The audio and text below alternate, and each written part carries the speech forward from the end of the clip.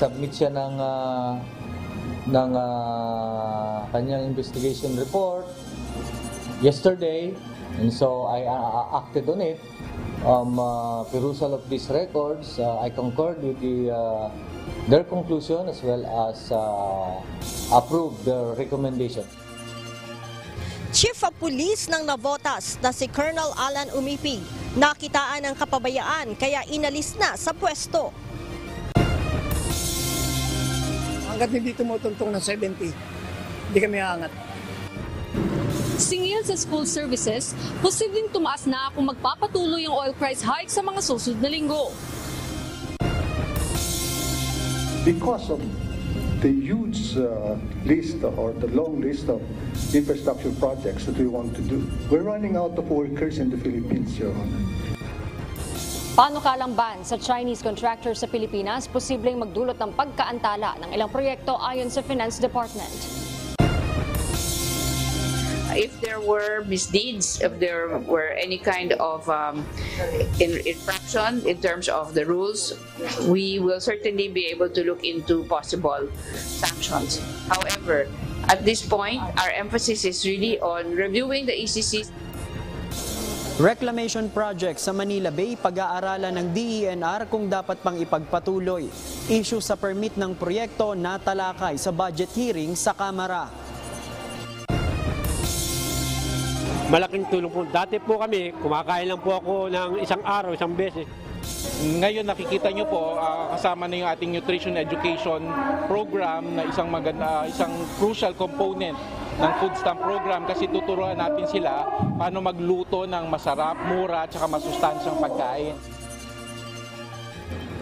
Unang 50 benepisyaryo ng food stamp program ng pamahalaan sa Metro Manila. Tinuruan ng wastong nutrisyon kasabay ng pagtanggap ng kanilang ikalawang food credits.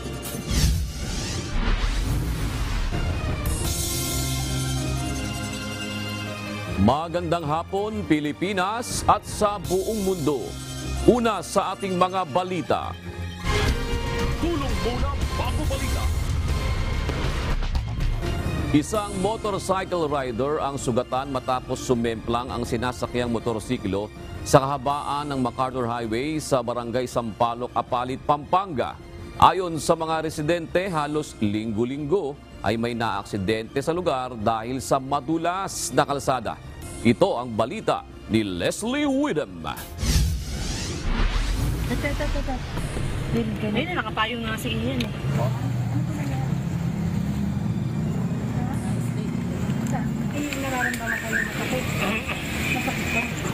Nadulas at sumemplang sa mabuhanging bahagi ng kalsada sa kahabaan ng MacArthur Highway sa Apalit, Pampanga ang motorsiklong sinasakyan ni Jobel de la Cruz, 32 anyos na galing pa mula Hagonoy, Bulacan. Ayon sa mga nakasaksi, sinubukan nitong mag-overtake sa isang truck. Nagkukwentuhan kami ni Brother Michael tungkol sa dyan nga. Ngayon, may narinig kami na natumba dyan. Sabi ni Brother Michael, may naksidente. Paglingon namin dalawa, takbo na kami dalawa rito. Eh nung pagdating namin doon, bumabakon siya pero hirap eh. Tinulungan siya nung pahinante ng truck. Nagtamo ito ng gasgas sa kaliwang tuhod at buhong-buhong na agad namang itinawag ng isang concerned citizen at ng nakasaksing gwardya sa UNTV News and Rescue. Badi pa ready ng PNSS. Ma'am, check ko lang ha. Magkatuwang na binigyan ng pangunang lunas ng UNTV News and Rescue Team at ng MCGI Disaster Response and Rescue Team ang mga sugat ng motorista. Maraming salamat po sa tumulong sa akin para bilis po ng pag-alis kundi po ng UNTV. Agad-agad po sila dumating. Ayon sa gwardya, madalas nagkakaroon ng aksidente sa naturang lugar. Eh nung nakaraang linggo, dito rin dyan, sa lugar na yan. Motor din na ganyan, single dyan mismo dyan. Mabuti, walang kasalubong, walang sumusunod sa kanya. May sumusunod naman sa kanya, iniiwasan niya na lang dyan, dyan lugar na yan. Kasi ito, lugar talaga ito, madalas ang aksidente rito sa lugar na ito. Masimentado man, pero umi-slide sila. Agad din namang naihatid sa pinakamalapit na ospital ang pasyente sa pakikipagtulungan sa Apalit Rescue. Leslie Widem, UNTV News and Rescue. Diyos ang aming sandigan, serbisyo publiko ang aming pinahalagahan. Inalis na sa pwesto ng National Capital Region Police Office ang hepe ng Navotas City Police Station na si Police Colonel Alan Umipig. Si Umipig ay nakitaan umano ng kapabayaan kaugnay ng isinagawang operasyon ng kanyang mga tauhan na nagresulta sa pagkakapatay sa teenager na si Gerald Jemboy Baltasar noong August 2. Ito ang balita ni Leia Ilagan.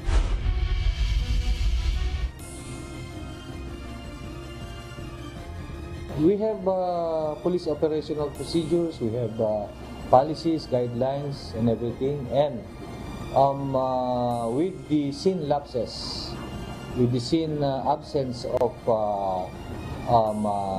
things that they should have done during the conduct of operations, ay wala. Kumbinsido ang pamunuan ng National Capital Region Police Office na lumabag sa Police Operational Procedure ang 23 pulis na Navotas kaugnay sa insidente sa Barangay NBBS Kaunlaran noong August 2 na ikinamatay ng teenager na si Gerald Jemboy Baltasar. Ayon kay NCRPO Director, Police Brigadier General Jose Melencio Nartates, malinaw ang resulta ng investigasyon ng District Director ng Northern Police District na nagkaroon ng kapabayaan ang mga opisyal sa nangyaring operasyon. Nag-submit siya ng kanyang investigation report yesterday, and so I acted on it. Perusal of these records, I concurred with their conclusion as well as approved their recommendation. And one of the recommendation is the relief of the Cebu Police. Kahapon, sumulat si IAS Inspector General Attorney Alfigar Triambolo kay General Nartates upang irekomenda na alisin si Navotas Chief of Police Colonel Alan Umipig sa pwesto. Bukod kay Colonel Umipig, inalis din sa pwesto ang hepe ng Station Investigation Section ng Navotas Police na si Captain Juanito Arabejo at ang Chief Clerk na si Chief Master Sergeant Aurelito Galvez. Ganun din ang 19 na iba pang pulis na kasama sa operasyon. Tatlo yon sila for command responsibility and the lapses in the conduct of investigation. For the Cebu Police for failure to supervise these investigators as well as the operation that was conducted yung August 2. While yung 20 is they were who are involved in the operation on August 2. So may mga lapses doon. Nangako naman ang NCRPO na tututukan ang kaso laban sa mga pulis na sangkot sa insidente. Dire-diretso naman yung investigation. Even after the filing of an administrative or criminal case, dire-diretso naman tayo. Kahapon, sinampahan na ng PNP-IAS ng reklamong falsification of public document at dishonesty ang Chief of Police ng Navotas dahil sa umano'y tangkang pagtatakip sa 11 tauhan nito, command responsibility, abandonment of victim, at serious neglect of duty naman ang kinakaharap na kaso ng 2 team leader na mayroong ranggong kapitan. Grave misconduct naman dahil sa ginawang pamamaril, neglect of duty at abandonment of victim ang kinakaharap ng 6 na pulis. Habang abandonment of victim din ang isasampa sa 11 pang sangkot na pulis. Wala pa naman tugon si Colonel Alan Umipig sa ipinadalang mensahe ng UNTV kaugnay sa pagkakaalis nito sa pwesto. Leia Ilagan, UNTV, News and Rescue. Diyos ang aming sandigan, serbisyo publiko ang aming pinahahalagahan. Sa kaugnay na balita na ilibing na ngayong hapon ang mga labi ni Gerald Jemboy Baltasar. Ito ang balita ni Ryan Lacanlale, live. Ryan, marami bang sumama at nakisimpatya sa mga kaanak ni Jemboy ngayong araw? Tama, June. Marami ang sumama at nakisimpatya. Katunayan, umabot ng 5 oras alos itong paglilibing kay Jemboy. Alos katatapos lamang ito ngayong alas 5 ng hapon, June. Naging madamdamin ang mga huling sandali ng mga kaanak ni Gerald Jemboy Baltasar bago ilibing ang mga labi nito sa La Loma Catholic Cemetery sa Caloocan ngayong hapon. Isang misa ang isinagawa para kay Jemboy bago dalhin ang mga labi nito sa sementeryo. Daang-daang ang mga nakiisa sa libing. Maging sa mga nadadaanan ng prosesyon sa mga kalsada, lumalabas ang mga tao para makisimpatya. Suot ng mga kaanak, kaibigan at mga mahal sa buhay ang puting t-shirt na may nakasulat na Justice for Jemboy. Panawagan ng ina ni Jemboy na si Aling Roda, ustisya at sana raw ay aminin na ng mga pulis ang kanilang kasalanan sa pagpatay sa kanyang anak. Kagabi hinarap ni Aling Roda ang pamilya at ng pamilya Baltasar ang mga suspect na mga pulis na nakakulong ngayon sa Navotas Police Station. Aniya, hindi sincero at pampalubag loob lamang daw ang paghingi ng dispensa ng mga pulis sa kanila. Humihingi daw ang mga ito ng paumanhin pero ayaw namang aminin ang kanilang kasalanang nagawa. Nanghihinayang din ito dahil hindi man lang daw siya nakahingi ng paumanhin sa kanyang anak bago ito namatay na may sama ng loob kasi si Jemboy sa kanya. Di daw niya na ipaliwanag sa anak ang nangyari sa kanya sa abroad kung saan siya ay nakulong ng 1 taon at ang hirap na sinapit niya sa ibang bansa kung saan naging PNP pa siya doon. Sa kabuuan, 7 taon silang nagkawalay ng kanyang anak dahil sa pangingibang bansa sa intensyon na mabigyan sila ng magandang buhay. Pag binigyan daw siya ng pangkabuhay ng OWAP na bangka, ang gusto ni Aling Roda ay ilagay yung pangalan ng kanyang anak doon sa bangka para makabawi ito sa kanyang anak. Yun. Oo, Ryan, alam natin na talagang hindi matatapos ang dalamhati ng pamilya na yan, lalo na ng kanyang ina. Pero gaano ba kahanda ang pamilya na ipaglaban ang hustisya para sa kanilang mahal sa buhay na si Jemboy? Jun, handang-handa sila na ilaban ito dahil hiling nga nila hustisya para sa kanilang anak. At sa katunayan, pinaghahandaan na rin nila ang pagharap sa Senado, muling makaharap itong mga sospek.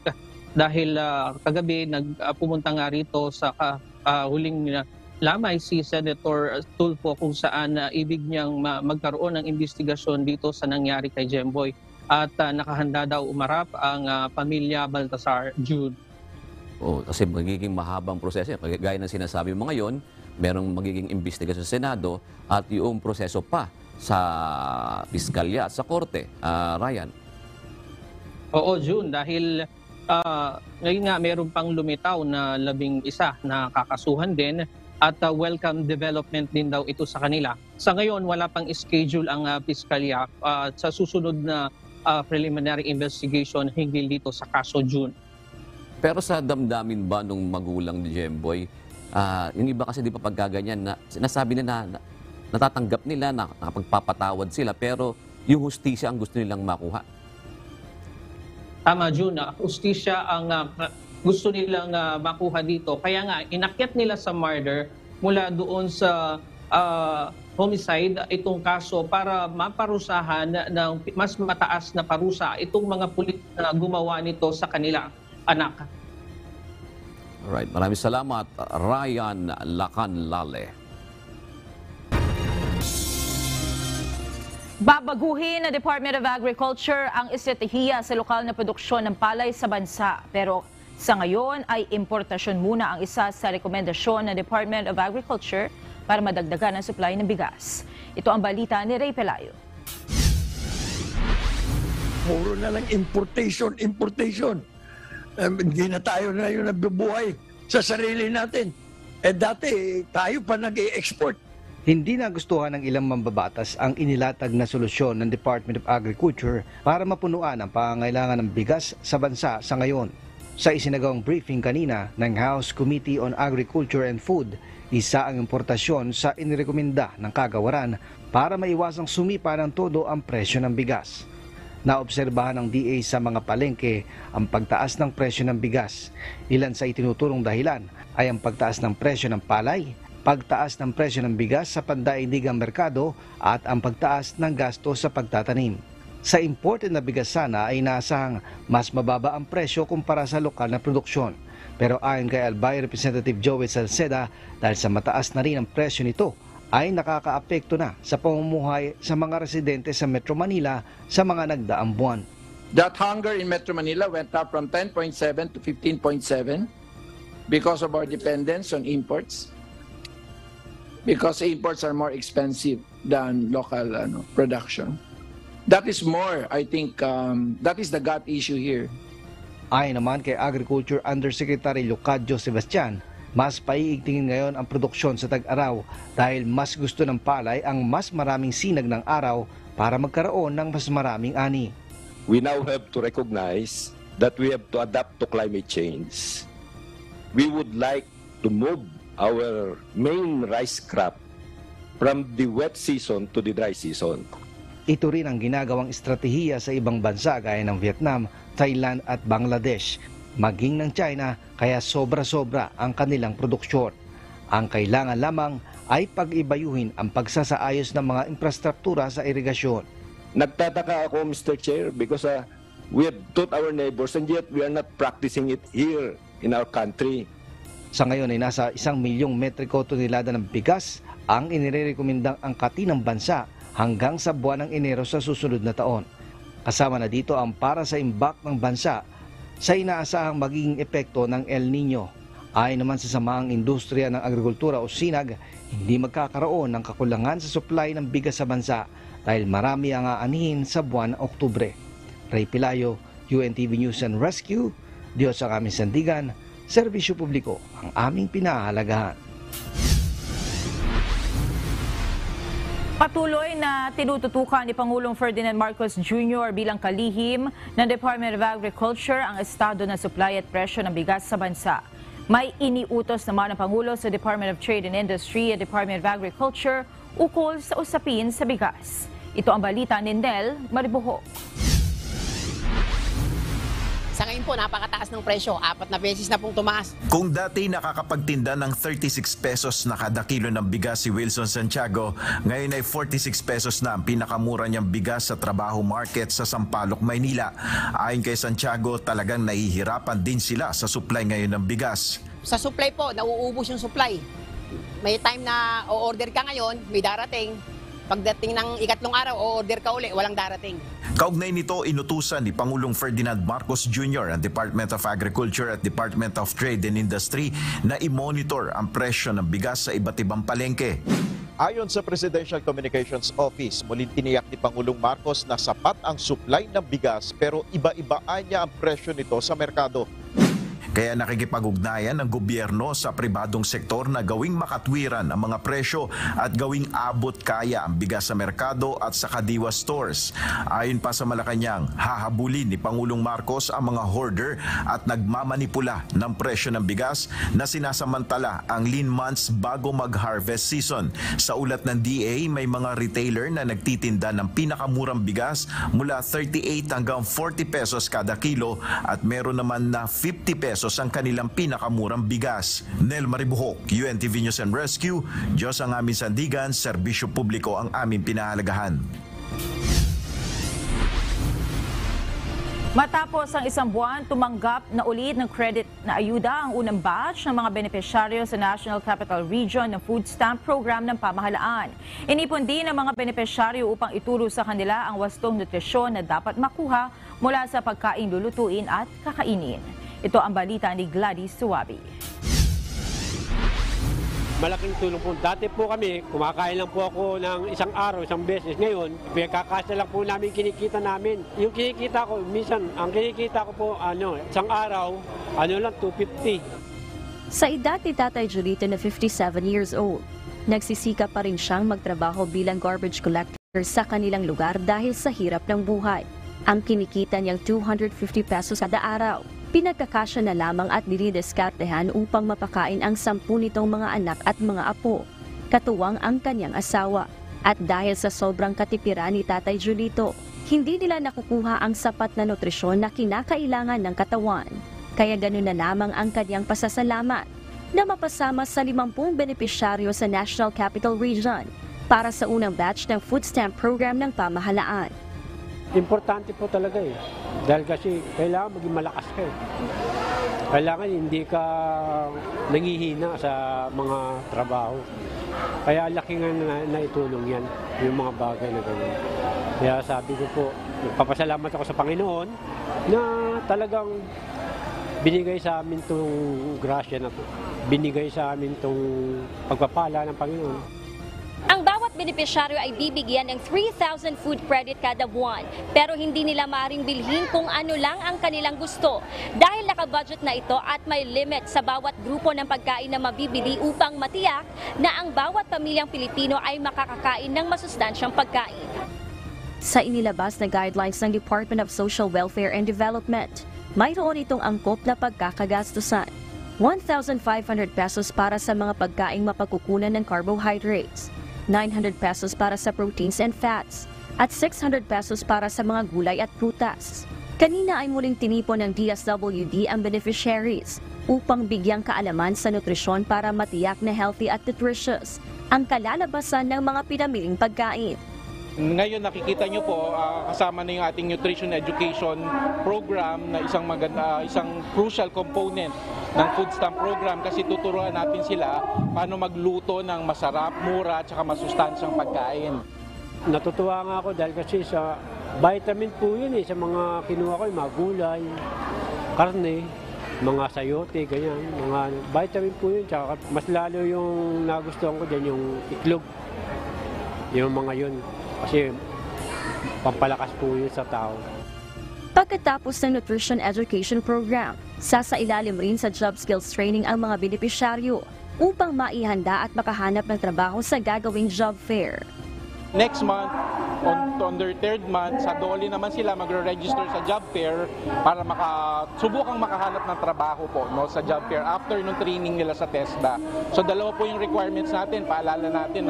Unang-una yung nutrition education and then the number 2 yung job skills training. Ngayon may requirements po yan, kailangan umaattend sila niyan regularly para magpatuloy yung grant nila. Kasi pag nag-miss sila ng 2 beses, masususpend po yung issuance ng grant sa kanila. Nasa 3,000 pamilyang Pilipino ang target ng pamahalaan na maisama sa pilot implementation ng programa at inaasang madadagdagan pa ito kada taon hanggang sa maabot ang 1 milyong mahihirap na sambayanan. Gladys Tuwabi, UNTV News and Rescue. Diyos ang aming sandigan, serbisyo publiko ang aming pinahahalagahan. Isang team ng mga sayantipiko ang binubuo ng Department of Environment and Natural Resources o DENR upang magsagawa ng pag-aaral sa epekto sa kalikasan ng reclamation projects sa Manila Bay. Kailangan ito bago makapagdesisyon ang kagawaran kung papayagang ituloy ang sinuspinding mga proyekto. Samantala, napuna naman sa pagdinig kanina sa Kamara ang halos 3,000 mga bakanteng posisyon sa DENR. Ito ang balita ni JP Nunez. If there were misdeeds, if there were any kind of infraction in terms of the rules, we will certainly be able to look into possible sanctions. However, at this point, our emphasis is really on reviewing the ECCs. Iniimbestigahan pa ngayon ng Department of Environment and Natural Resources ang mga pumirma at nag-issue ng Environmental Compliance Certificate o ECC ng mga proyekto sa Manila Bay Reclamation. Ayon kay DENR Secretary Antonia Yulo Loizaga, nakahanda silang panagutin ang sinumang mapapatunayang may nilabag sa na-issuing permit. Ang ECC ang dokumento na ibinibigay ng DENR na nagpapatunay na walang magiging negatibong epekto sa kalikasan ang isang proyekto. Sa ngayon, suspindido ang mga reclamation project sa Manila Bay alinsunod sa utos ni Pangulong Bongbong Marcos Jr. 15 dito ay mula sa National Capital Region habang ang 7 ay nasa area ng Calabarzon o Region 4A. Ayon sa DENR, kailangan pa nilang magsagawa ng cumulative impact assessment o yung maaaring maging epekto sa kalikasan ng mga reclamation project sa paligid ng Manila Bay bago sila magdesisyon kung papayagang ituloy ang mga ito. The scientific team that will do the cumulative impact assessment is still being formed po, as I had released to the public last week. And so the directions that will be taken will be determined by the results of their scientific work. Samantala, kinwestiyon naman ni Gabriela Party List Representative Arlene Brosas kung ano ang naging batayan ng DENR upang suspindihin ang mga proyekto dahil mayroon pa umanong mga reclamation project ang nagpapatuloy sa ngayon.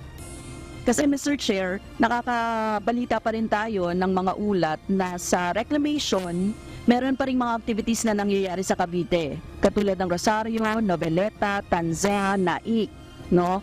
Kaya ang tanong po natin, at saka projects in Manila Bay, may order ba and clear guidelines na? We have based it on the verbal declaration of the President on the need to suspend in order to assess the impact of all these projects. Samantala, napuna naman ng ilang mga mambabata sa budget deliberation kanina ang nasa halos 3,000 pang mga bakanting posisyon sa DENR. Mas mainam nila kung pag-aaralan ng DENR kung talagang kailangan pa ang mga posisyon na ito upang mailipat ang pondo ng gobyerno sa iba pang mahalagang mga proyekto. Siguro dapat ilipat na po natin sa ibang programs kasi nasasayang. Mas maganda siguro kung sabihin natin kung irrelevant na itong mga positions na ito or what, para mailagay sa ibang programa. I would appeal to this august body to please reconsider that we should be able to keep these positions and fill them with the technically competent people that are required. JP Nunez, UNTV, News and Rescue.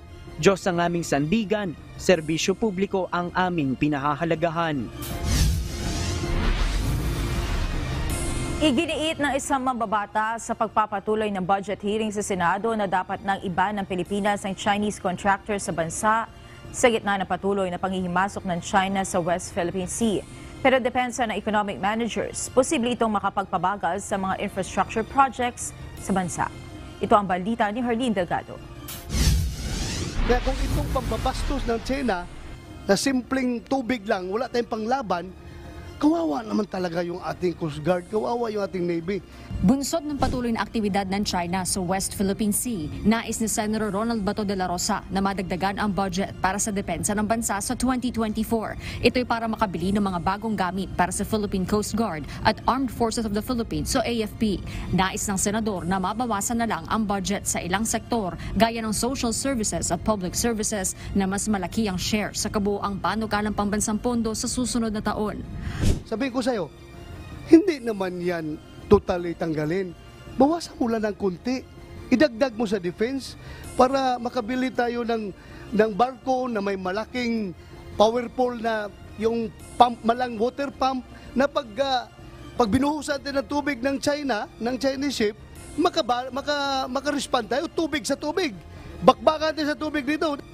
Ayon kay Budget Secretary Amena Pangandaman, kumpara ngayong taon, tinaasan na ang budget ng DND para sa 2024, kabilang na ang pondo para sa AFP modernization. Kaya naman itong gawin, sabi ni Finance Secretary Benjamin Jokno, pero mahalaga rin anya na patuloy na mabigyan ng malaking pondo ang mga programa para sa serbisyo sa taong bayan. If you were the president, it can be done, but I will have to explain to you why it's difficult to do it. Yes, sir. Because a big part of our citizen right now are the young, and we have to educate them, provide them health care, social protection, so we can develop them into a productive workforce. So yun po ang ating ace. We have a very young population. Kaya sa Senate President Juan Miguel Mig-Zubiri, gusto na ring iban ang Chinese state-owned contractors sa Pilipinas. Pero ayon kay Secretary Jokno, posibleng maapektuhan nito ang implementasyon ng Official Development Assistance o ODA projects at madedelay ang mga proyektong pinopondohan ng China. Maaari rin anyang maging problema ang kakulangan ng mga manggagawa. Because of the huge list or the long list of infrastructure projects that we want to do. We're running out of workers in the Philippines, Your Honor. We're running out of workers, plus also the private sector workers. And we need foreign workers, maybe Indian workers, Chinese workers. Yeah, but Secretary, I mean, I think we all have to stand up for what's happening in the West Philippine Sea. You have to make a policy decision. Pasado tayong bilib sa China. Kausap po si Secretary Bautista. Ang sabi niya sa akin, palpak lahat ng Chinese contracts. Hindi natuloy. South Rail, they abandoned it. Punto ni Senate President Zubiri, kaya kinukulang ng mga skilled workers sa Pilipinas dahil marami ang nangingibang bansa dahil sa baba ng sweldo rito. Kaya napapanahon na anyang isabatas ang minimum wage hike. Pero pangamba ng economic managers, baka pataasin ito ang inflation. And also, that kind of increase will have a second round effect, which would mean that wages could be passed on by businesses, industries, and other institutions to consumers. Mas mataas po yung impact na sa inflation. Mas marami pong maapektuhan na tayo. Of course, but Secretary, babalik din naman sa ekonomiya yan eh. Babalik din kasi sa ekonomiya yun eh. Because now they have a chance to be able to bring their kids to Jollibee, they have a chance to bring their kids to the malls and buy a little something for them. So, lalago yung ekonomiya eh. Dagdag pa ng mambabatas, dapat mapataas din ang sweldo maging ng middle-income earners. Harleen Delgado, UNTV News and Rescue. Diyos ang aming sandigan, serbisyo publiko ang aming pinahahalagahan.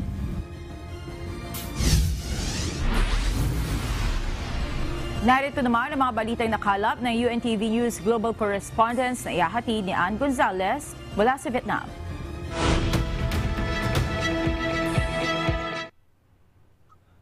Ann, kumusta ang ugnayan ng Vietnam sa China? Magandang gabi, Monica. Gaya ng ibang mga bansa sa Asia, mayroon ding territorial dispute ang Vietnam sa South China Sea. At bagamat tila nagkakaroon ng potensyal na alyansa ang Vietnam sa Estados Unidos ukol dito sa territorial dispute sa South China Sea, ay napapanatili pa rin ito ang malalim na ugnayan ng Vietnam sa China sa halos lahat ng larangan from politics to economy, culture at defense. Noong nakaraang 2 buwan nga lamang ay nagpahayag ang Chinese Defense Minister na handang makipagtulungan ang China sa Vietnam para palakasin pa ang mataas na antas ng komunikasyon at kooperasyon sa pagitan ng kanilang militar. Monica. Go ahead, Ann, ibigay mo na ang mga balita sa iba't ibang panig ng daigdig. Kailangan ng gumamit ng matinding puwersa upang tugunan ang matinding suliranin sa mga gang sa Haiti, ayon kay United Nations Secretary General Antonio Guterres. Samantala, ayon naman sa Human Rights Watch, hindi na kayang bigyan ng proteksyon ng bansa ang mga mamamayan nito mula sa gang violence. Ito ang balita ni Early Briones. Matinding puwersa mula sa isang multinational police at paggamit ng military assets. Ito na ang dapat upang maibalik ang law and order sa Haiti at matanggalan ng armas ang mga mararahas na gang sa bansa. Batay ito kay United Nations Secretary General Antonio Guterres. Noon pa ang 2022, humihiling ang Haiti ng ayuda mula sa international community upang labanan ang mga violent gang sa bansa, partikular na sa kapitolyo nito na Port-au-Prince. Sa nakalipas na buwan naman, hinikayat ng Security Council ang mga bansa na magkaloob ng security support at hiniling din kay UN Chief Guterres na iulat ang lahat ng opsyon ng United Nations patungkol sa suliranin sa Haiti. Babala naman ang Human Rights Watch sa bago nitong ulat na tumitindi pa ang pag-abuso sa karapatang pantao sa Haiti at halos hindi na maramdaman ang presensya ng Haitian state. Nangangahulugan itong hindi na kaya ng pamahalaan ng bansang protektahan ang mga mamamayan nito mula sa mga karahasan. Laganap ang mga pagpatay, rape at kidnapping sa gitna ng nararanasang kagutuman sa bansa. Nagsimula ang mga kaguluhan sa Haiti sa assassination ni President Jovenel Moise noong 2021. Early Briones, UNTV News and Rescue. Diyos ang aming sandigan, serbisyo publiko ang aming pinahahalagahan.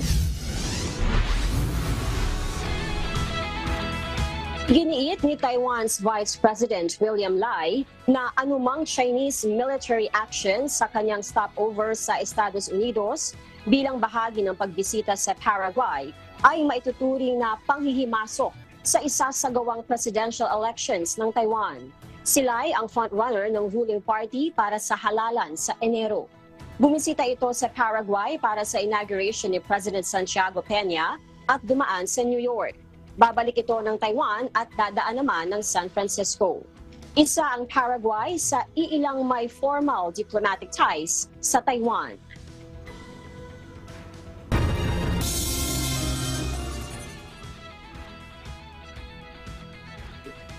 Plano ni United States President Joe Biden na magtungo sa Hawaii sa gitna ng mga pagtuligsa sa pagtugon ng kanyang administrasyon sa mapinsalang wildfires. Sinabi ni President Biden na nais niyang matiyak na naipagkakaloob sa mga tao ang kanilang mga pangangailangan.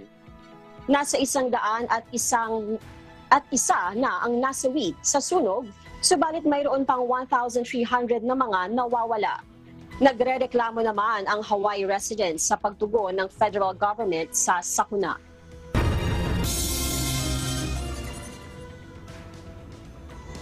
Kinumpirma ng North Korea na nakadetine si Travis King, ang US soldier na tumawid sa border ng North Korea mula South Korea. Batay din sa Pyongyang, umamin itong intensyonal ang ginawa nitong pagtawid dahil umano sa maltrato at racial discrimination sa US Army. Ito ang balita ni Rajan Bolivar. Hindi makataong pagtrato at racial discrimination sa US Army. Ito umano ang dahilan ng 23-year-old na si Private Second Class Travis King. Kaya napilitang tumawid ng border patungong North Korea mula sa South Korea noong July 18, ayon sa North Korean media. Ito ang kauna-unahang kumpirmasyon ng Pyongyang hinggil sa kustodiya ng Amerikanong sundalo. Sa ulat ng state news agency na KCNA, illegal at sinadya umano ni Travis ang pagtawid sa intensyong manatili ito sa North Korean territory. Batay naman sa Washington, hindi nito matiyak ang deklarasyon. Ayon sa isang Pentagon official, prioridad ngayon ng Estados Unidos na maibalik sa bansa si King sa pamamagitan ng lahat ng available channels. Nagpahayag naman ng pagkabahala sa kaligtasan ng American soldier ang pamilya nito. Bago tumawid ng border, kalalabas lang sa isang South Korean prison ni King dahil sa assault charges at pinababalik na ng Amerika upang humarap sa disciplinary proceedings. Subalit umalis ito sa airport at sumama sa isang tour sa demilitarized zone na naghihiwalay sa North at South Korea. May matagal ng kasaysayan ang Pyongyang sa pagdetine ng mga Amerikano at ginagamit bilang bargaining chips sa bilateral negotiations. Rajan Bolivar, UNTV News and Rescue. Diyos ang aming sandigan. Serbisyo publiko ang aming pinahahalagahan.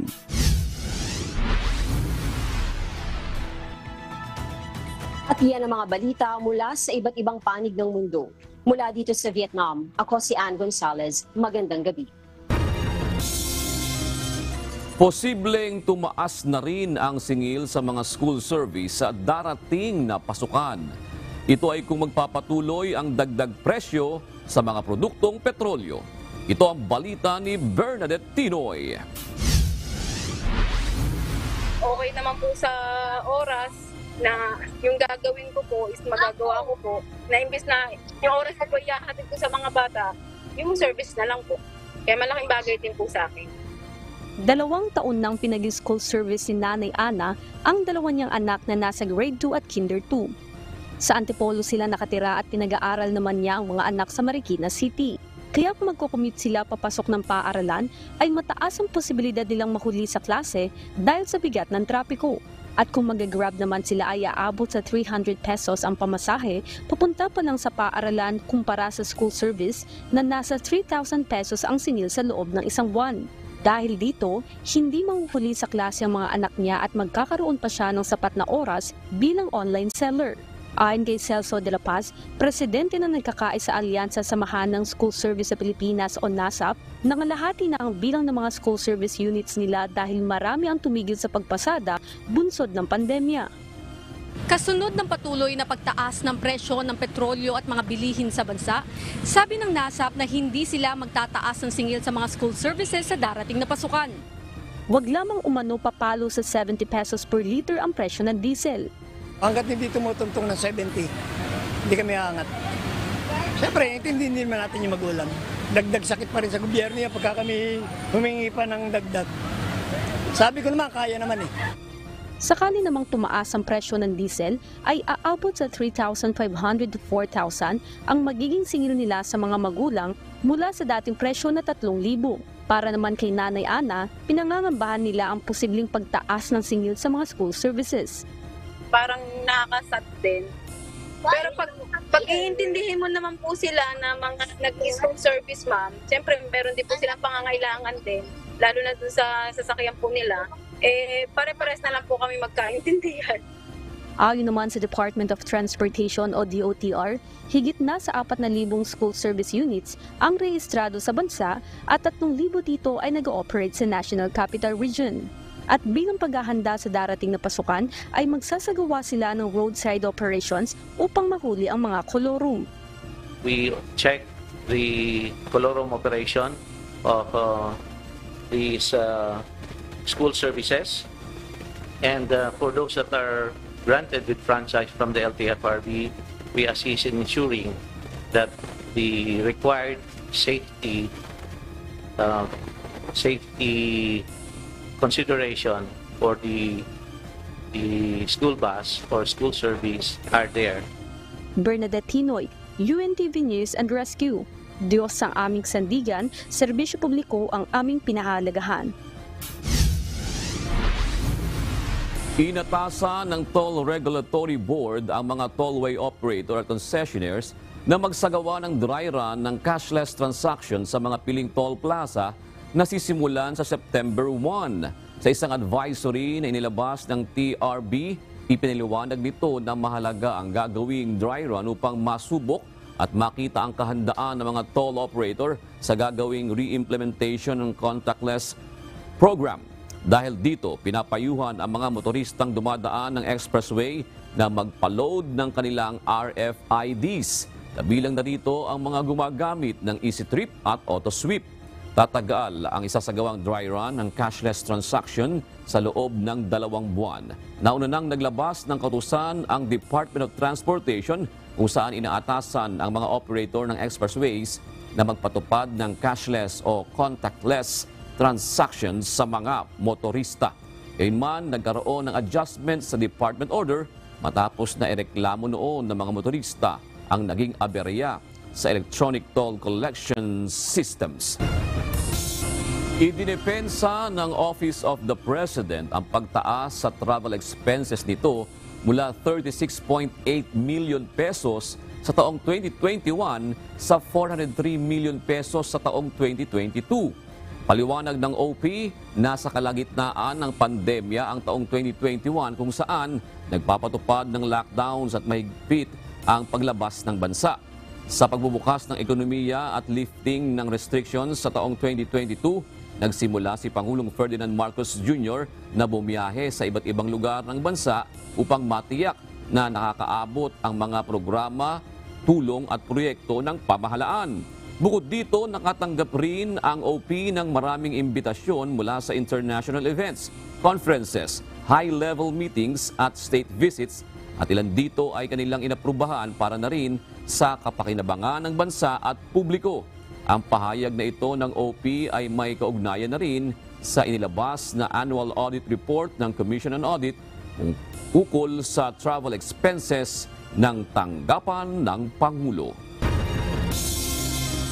Patuloy na hinihingi ng grupo ni na dating Department of Information and Communications Technology o DICT Secretary Eliseo Rio ang transmission logs ng nakaraang 2022 national and local elections mula sa Commission on Elections. Ayon kay Rio, hindi naman transmission logs kundi reception logs ang ibinigay sa kanila ng COMELEC. Ayon sa dating opisyal, mabibigyang linaw nito ang kanilang pagdududa sa bilis ng transmission ng resulta ng botohan mula sa mga presinto papunta sa mga server ng COMELEC noong 2022 elections. Ito ang balita ni Dante Amento. 7:19 up to 8 o'clock nakapag-transmit ng 39,000. Pero sa second hour, from 8 to 9 p.m., ay bigla na lang bumagsak yung transmission to just mga around 24,000. Nakapagdududa umano kung bakit sa unang oras pa lamang matapos isara ang botohan noong nakaraang May 9, 2022 national and local elections, umabot na kaagad sa 20 milyong boto ang naitransmit o naipadala mula sa mga presinto o vote counting machines papunta sa mga server ng Commission on Elections.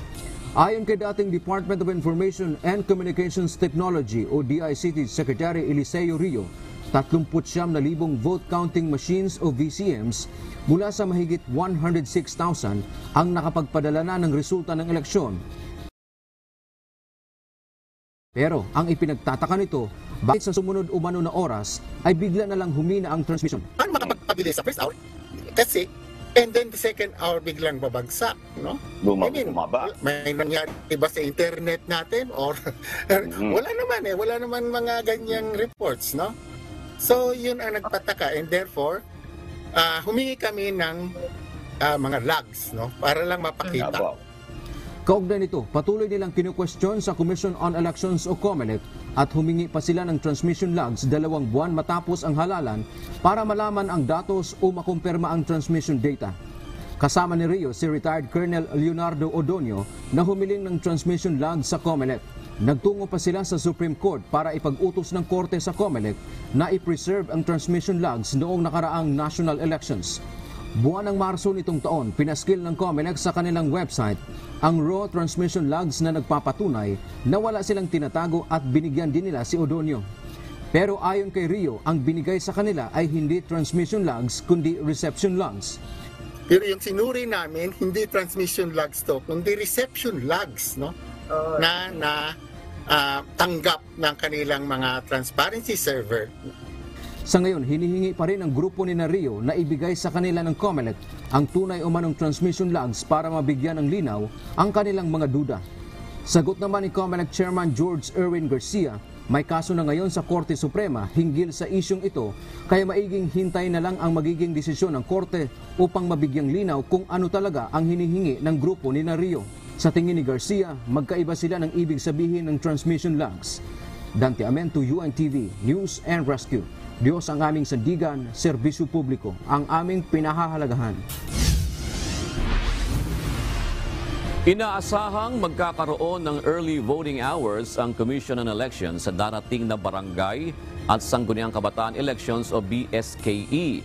Batay sa plano, gagawin ang pilot run ito sa Muntinlupa City at Naga City mula alas 5 ng madaling araw hanggang alas 7 ng umaga. Ang early voting hour ay partikular para sa mga nasa vulnerable sectors tulad ng mga matatanda, may kapansanan at mga buntis. Makatutulong ito para hindi sila makipagsiksikan sa maraming botante sa araw mismo ng halalan. Sinalakay ng mga otoridad sa bisa na search warrant ang Silver Bullet Corporation sa Malabon. Nakumpiska dito ang 15 iba't ibang kalibre ng armas at mga bala. 6 sa naturang mga armas ay pawang lisensyado. Sinabing iligal na gumagawa ng bala at nagre-repair ng mga armas sa naturang establishmento, kaya't sinalakay ng mga pulis. Dapat meron siyang kaukulang lisensya such that may permit siya such that itong mga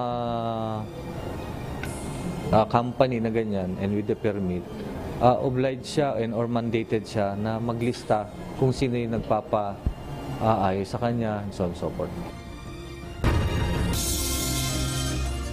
3 bagong reklamo ang isinampa laban sa artista at social media personality na si Aura Briguela sa Makati City Prosecutor's Office, kaugnay ng gulo sa isang bar sa Makati City noong Hunyo. Light threats, grave coercion at paglabag sa Safe Space Act sa ilalim ng Revised Penal Code ang isinampa sa kampo ng complainant na si Mark Christian Ravana. Naniniwala ang abogado ni Ravana na malakas ang kaso nila laban sa celebrity. Itinanggi rin ito na magkakaayos sa sila ni Aura bagamat bukas umano siya sa isang settlement.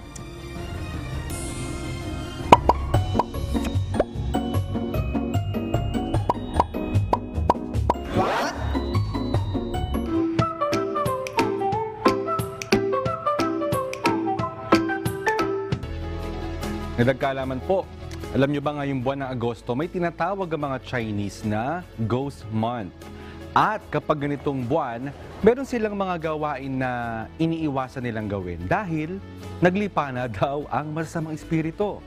Alam ba ninyo na mayroong business slowdown kapag Ghost Month? Karamihan ng mga Chinese ay hindi pumapasok sa mga kasunduan, gaya ng financial decisions at kontrata. Malas daw kasi. Marami din ang hindi nagbubukas ng negosyo tuwing Agosto dahil nag-a-attract daw ng negative energy. Tigil rin ang lahat ng constructions at renovations dahil malas daw ang buwan ng Agosto.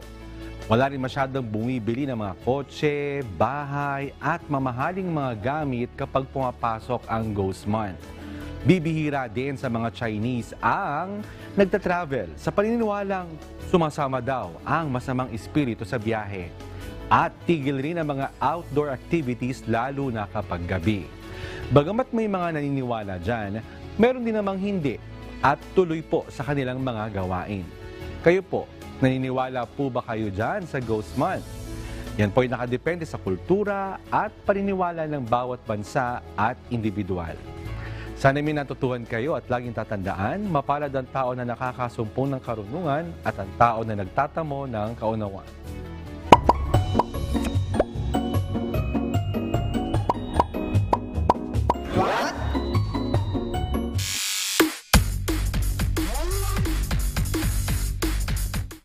Sinuspinde ni Pangulong Ferdinand Marcos Jr. ang pasok sa trabaho ng government workers at estudyante sa mga pampublikong paaralan sa Metro Manila at Bulacan sa August 25. Ito ay upang bigyan daan ang pagbubukas ng FIBA Basketball World Cup 2023. Gayunman, magpapatuloy ang operasyon ng mga ahensya ng pamahalaan na nagbibigay ng basic health services, disaster response at iba pang mahalagang serbisyo. Ipinaubaya na rin sa mga pribadong kumpanya at paaralan kung susunod sa naturang hakbang.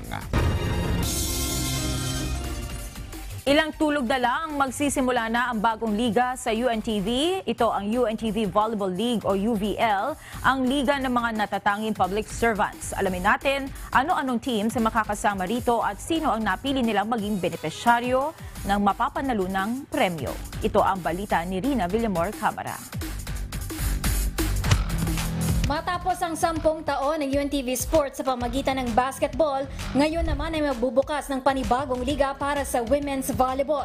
Katuwang dito ang 6 na ahensya ng gobyerno na makikisa sa advokasya ni Kuya Daniel Rason sa pagtulong sa kapwa-tao. Makakasama ngayong taon ang mga koponan ng AFP Lady Gunners, GFA Lady Emissaries, Judiciary Justice Servers, Ombudsman Graftbusters, PNP Lady Patrollers at Senate Lady Sentinels. Bukod sa pagbibigay kasiyahan sa tao, magbibigay kasiyahan din ang ating mga public servants sa kanilang napiling benepisyaryo na kanilang matutulungan, kasama na dito ang AFP Educational Benefit System Office, Ombudsman Employees Association, PNP Moral and Welfare Division, Cancer Warriors Foundation Incorporated, DFA Member Retirees Unit at Senate Spouses Foundation. Tinatayang nasa 1 milyong piso ang ipamimigay na tulong ng UVL sa unang taon nito. Papangunahan ni former PBA star at UNTV Cup analyst at commentator na si Coach Ronnie Magsanok ang liga. Sa lahat po ng sumali sa unang execution ng UNTV Volleyball League, mula po sa Senado, sa DFA, sa Judiciary, sa Ombudsman, sa AFP at sa PNP, marami pong salamat sa inyong pakikisa sa unang salang ng UVL o UNTV Volleyball League. Para naman po sa ating timbahay, samahan niyo po kami Thursdays and Sundays sa lahat po ng araw sa oras po mula 1:00, 3:00 at 5:00 sa tatlong mga laban. At sa bumubuo po ng UNTV, thank you for allowing us to grow another brand. Kay Kuya Daniel, kay Ma'am Arlene, para po sa inyo ito at sana po samahan nyo kami para itulak at pagandahin ang UVL o UNTV Volleyball League mula po sa August 20 hanggang po sa hinaharap. Maraming pong salamat sa inyong lahat. Gaganapin ang bawat laban tuwing Huwebes sa Paco Arena at tuwing Linggo sa Marikina Sports Center. Abangan ang mga paborito niyong manlalaro sa pagsisimula ng UNTV Volleyball League ngayong darating na Linggo, August 20, 2023 sa PhilOil Arena sa San Juan City, 1:00 ng hapon.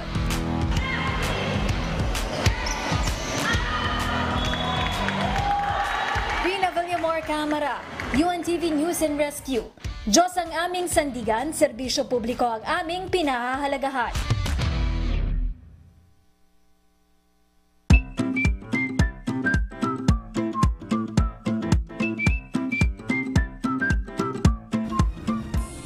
Ilakad si Myung eh. Ilakad ka ba, Myung? Hige, ito po tayo ngayon sa ating mga kauserong Pinoy sa kanilang komentaryo. Hinggil po sa rice production strategy. Sabi po ni Ruel Linatok, kung pwede po sana lagyan ng irigasyon na maayos ang mga palayan. Mga materyales po tinitipid dito sa aming lugar. Matagal na ginagawa pero nakatiwangwang pa rin na proyekto. Saan kaya yun? Sabi naman ni Lidda Tavas, dapat bilhin ng gobyerno ang mga palay na naani, wag sa trader kasi traders din ang magpe-pressure niyan sa merkado. Kawawa ang mga mamamayan kung walang SRP. Yan, higil naman po sa Manila Bay Reclamation. Sabi po ni Aurora Sarmiento, dapat ma-review ng husto ang Manila Bay Reclamation. Kung magdudulot ito ng mas maraming pinsala, dapat itigil na. Sa parehong issue pa rin, sabi ni Revilo Lanza, kung kailan nakapagtambak na sa reclamation sa Manila Bay, saka kayo mag-imbestiga. Natural, merong negatibong epekto yang ginawa sa Manila Bay. Parang talagang sinagot yung no? At ito naman po ating mga babatiin ngayon, si Melvin David, si Metrio Gaan Jr., at si Rolly Boy TV. Rolly Boy, salamat po. Maraming salamat din kay Miss at Lorna Mateo, A. Randall at Gian. Maraming salamat po sa inyong pagtutok. Narito ang salita ng Diyos na ating sandigan mula sa aklat ng Hebreo 12 at 14 na nagsasabi, sundin ninyo ang kapayapaan sa lahat ng mga tao at ang pagpapakabanal, na kung wala ito'y sino man, ay di makakakita sa Panginoon.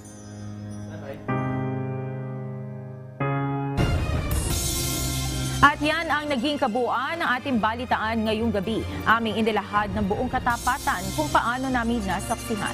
Kayo'y makapagtitiwala na ang aming nakita at narinig, ang aming ibinabalita. At dito po sa UNTV, Diyos ang aming sandigan, serbisyo publiko ang aming pinahahalagahan. Magandang gabi po.